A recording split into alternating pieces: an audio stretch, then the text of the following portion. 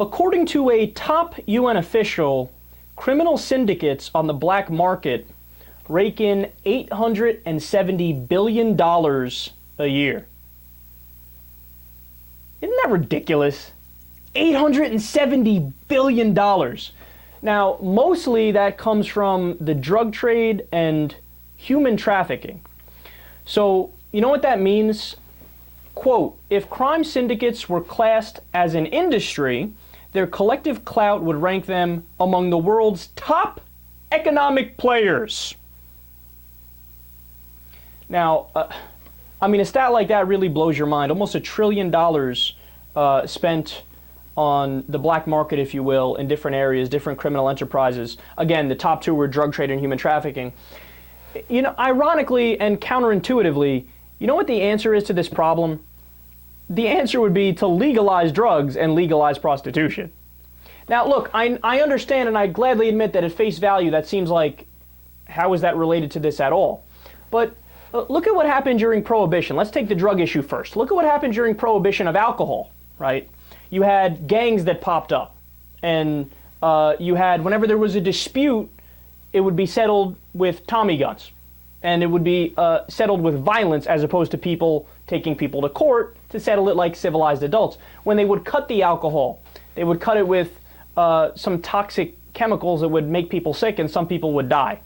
So when you criminalized alcohol, all of a sudden the crime rate shot up and there was violence in the name of alcohol. And there were underground enterprises and all these different problems, right? And there was a rampant issue. Violence was a horrible issue when you criminalized it. Now, when you got rid of Prohibition, what happened? Poof, all that went away. There were no more gangs because it became a legal industry. You were able to tax and regulate the market. People, if there was an issue, they would go to court as opposed to fighting it out in the street like gangsters. Well, the same logic applies with marijuana. And in fact, marijuana is a less dangerous drug than alcohol is, so there's really no reason to have prohibition against it. The same thing would happen. There couldn't be a drug war, an actual war on the border, if these things were legal. And also it would be a tremendous boon to the economy, and the government would get more revenue to lower state deficits around the place. I mean, look, there's nothing but upsides, and it's not just, by the way, for marijuana, it's for all drugs, right? So when you look at the human trafficking situation, if there was legalized prostitution, look at where there is legalized prostitution. So just outside of Las Vegas, it's legal. There's no STDs.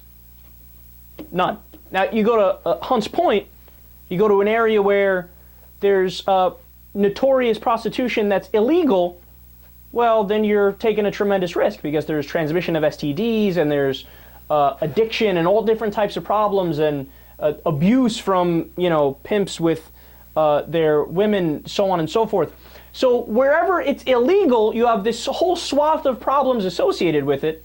Where it's legal, you don't have any problems. You have no STD, it's good paying jobs, the women are very happy to do it. In fact, they pick it like a career. Again, it's good with revenue for the government, it's a boon to the economy, and it's also a matter of freedom where you're not restricted from paying for a basic human biological function.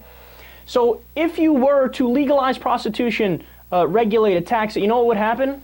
If man X, 40-year-old single man, has the choice, well, I'm in the mood. Do I go to this really dangerous underground place where they do human trafficking, which is like human slavery and it's illegal and it's really creepy? Or do I go to the legal place where I can drink a beer, watch the game, mingle, and be in a completely legal, safe environment?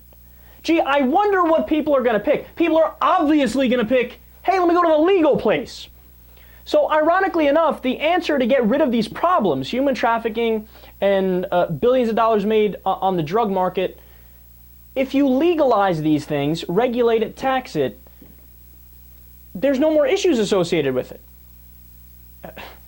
Look, it's a no-brainer. And this one fact, $870 billion a year, that alone should be enough to change somebody's mind.